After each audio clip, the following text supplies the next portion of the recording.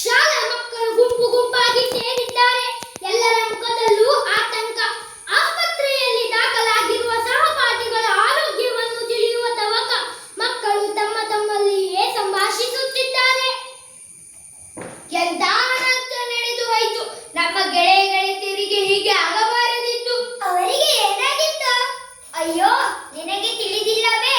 ಈಜಲು ಹೋದ ಅವರೆಲ್ಲರೂ ಆಸ್ಪತ್ರೆಗೆ ದಾಖಲಾಗಿದ್ದಾರೆ. ಆಸ್ಪತ್ರೆಗೆ ದಾಖಲಾಗಲು ಅವರಿಗೆ ಏನಾಯಿತು? ಇನ್ನ ಭಾನುವಾರ ಶಾಲೆಗೆ ರಜೆ ಇತ್ತಲ್ಲವೇ? ಮಕ್ಕಳೆಲ್ಲರೂ ಬೆಳಗ್ಗೆ ಆಟವಾಡಲು ಹೋಗಿದ್ದರು. ಮಧ್ಯಾಹ್ನದವರೆಗೂ ಆಟವಾಡಿ ಅನಂತರ ಸೆಕೆಯನ್ನು ತಾಳಲಾರದೆ ಊರಿನ ಪಕ್ಕದ ನದಿಯಲ್ಲಿ ಸ್ನಾನ ಮಾಡಿದರು. ಪರಿಣಾಮವಾಗಿ ಅವರ ಮೈ ಮೇಲೆಲ್ಲ ದಪ್ಪ ದಪ್ಪ ಗುಳ್ಳೆಗಳು ಎದ್ದು ವಿಪರೀತ ತುರಿಗೆ ಪ್ರಾರಂಭವಾಯಿತು. ನೋವು ತಾಳಲಾರದೆ ದಂಡೆಯಲ್ಲಿ ಬಿದ್ದು ಹೊರಳಾಡಿದರು. ಯಾರೋ ದಾರಿ ಯುವಕರು ನರಳಾಟ ಕಂಡು ಅವರನ್ನು ಎತ್ತಿಕೊಂಡು ಹೋಗಿ ಆಸ್ಪತ್ರೆಗೆ ಸೇರಿಸಿದರು. ಅವರ ಆರೋಗ್ಯ ತೀರಾ ಹದಗೆಟ್ಟಿತ್ತು.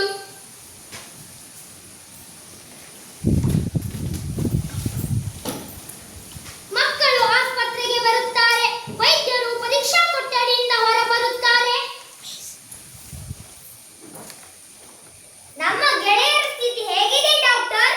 ಇನ್ನು ಏನನ್ನು ಹೇಳುವಂತಿಲ್ಲ ಮಕ್ಕಳೇ. ಆದರೆ ಚಿಂತೆಗೆ ಕಾರಣವಿಲ್ಲ ಅಂತ ತೋರುತ್ತದೆ. ಅವರಿಗೆ ಏನಾಗಿತ್ತು ಡಾಕ್ಟರ್? ಅವರಿಗೆ ನೀರಿನ ಮಾಲಿನ್ಯದ ಸೋಂಕು ತಗುಲಿತು. ಪರಿಣಾಮವಾಗಿ ಇಡೀ ದೇಹದಲ್ಲಿ ಗುಳ್ಳೆಗಳೆದ್ದಿವೆ. ತುರಿಗೆ ತಾಳಲಾರದೆ ಮೂರ್ಛೆ ಹೋಗಿದ್ದಾರೆ. ಅವರ ಜೀವಕ್ಕೆ ಏನು ಅಪಾಯವಿಲ್ಲ ತಾನೇ?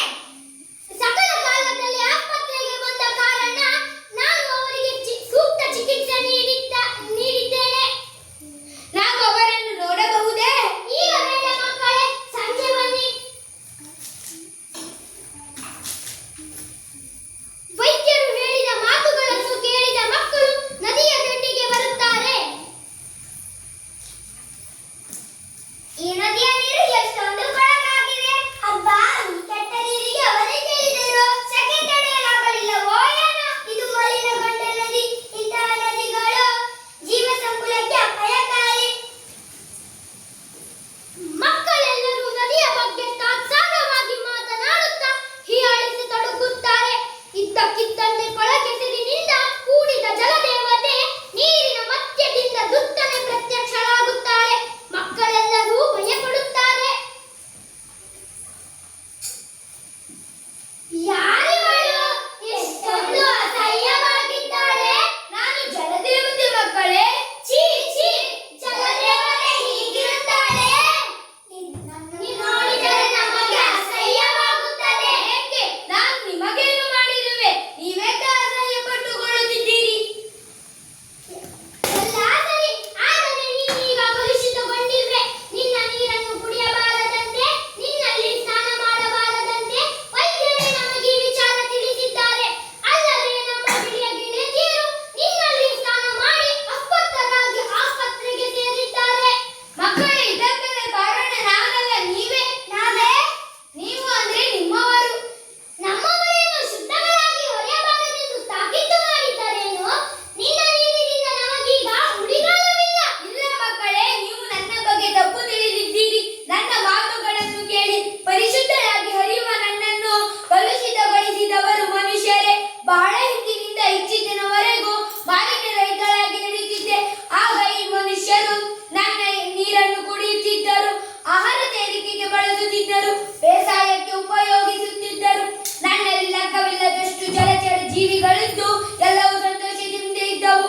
ಆದರೆ ಈಗ ನಾನು ಪರಿಶುದ್ಧರಾಗಿಲ್ಲ. ಅನೇಕ ಕಾರ್ಖಾನೆಗಳನ್ನು ನನ್ನ ದಂಡೆಯಲ್ಲಿ ಸ್ಥಾಪಿಸಿ ಅದರಿಂದ ಹೊರಬರುವ ರಾಸಾಯನಿಕ ಪದಾರ್ಥಗಳನ್ನು ನನ್ನೊಳಗೆ ಎಸೆಯುತ್ತಿದ್ದಾರೆ.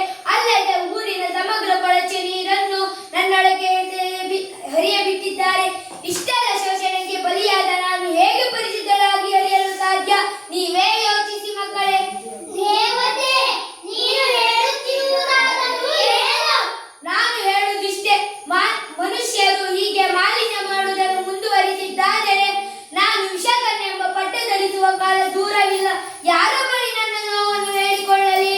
ನೀನು ಮೊದಲಿನಿಂದ ಆಗಲು ಸಾಧ್ಯವಿಲ್ಲವೇ? ಇದೇ ಮಕ್ಕಳೇ, ನನ್ನ ಮೇಲಾಗುತ್ತಿರುವ ದೌರ್ಜನ್ಯ ಸಂಪೂರ್ಣವಾಗಿ ನಿಲ್ಲಬೇಕು. ಎಲ್ಲರೂ ನನ್ನನ್ನು ಶುದ್ಧಗೊಳಿಸಲು ಶ್ರಮಿಸಬೇಕು. ನನ್ನಲ್ಲಿ ಯಾವುದೇ ಬಗೆಯ ಮಲಿನ ವಸ್ತು ಸೇರದ